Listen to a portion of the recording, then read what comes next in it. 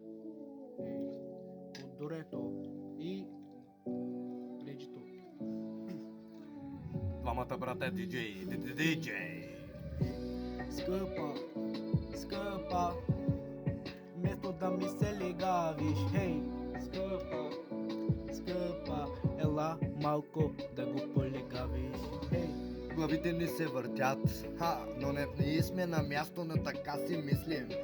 Сред звездите ние летим с брат ми, но раповете летят като топъл хляб, брат ми. От жена и от казълнък, някой ако ни слуша, да ни остави номера. Hey.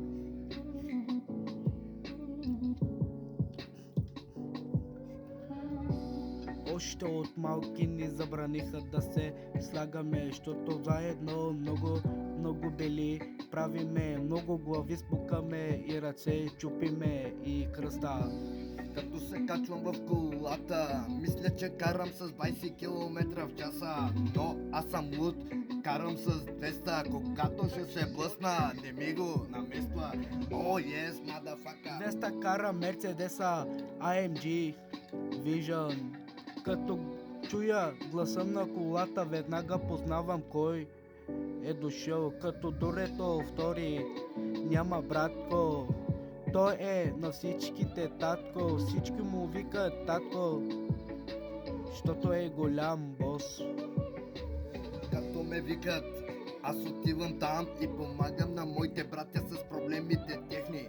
Когато ми звънят вечерта и през нощта, те ме знаят, когато е късно, по-хубаво е. Когато стане един или два, аз тогава се ново родявам и тогава тръгвам. Всички момичета стават луди по него, защото знае как да им свали цялото его. Ей, Рус брат, подай дъската, идва домата, ще правиме салата. Когато тръгвам на път, не мисля за никого, няма брат като мене втори да мисли. Главата ми е като рулетка в машинки, но когато ми правите драми, и после ще ви да карам в панаира, ще ви возя в моята лодка и няма да се разбира. Казанък махалата влизам, всички се опитват да ме набият, само им казвам, батко ми е Дорето, веднага ми се извиняват, купуват ми кафенце, цигари и други неща.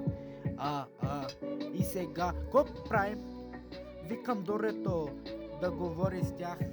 И този поздрав продължава за селените. Няма да се занасяте с моя град с всичките тарикати. Много са бизнесмени.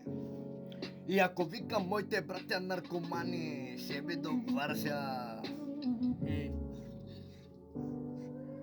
Ще го заведа в село Кънчево да играе биляр, да видят как става истински играч, не си играй с него. Но отказвай смело. По-хубаво да отказваш, отколкото да бъдеш наказан от него. Ако тръгнеш срещу моя град или махалата, трябва да имаш такова сърце на ешрефтек.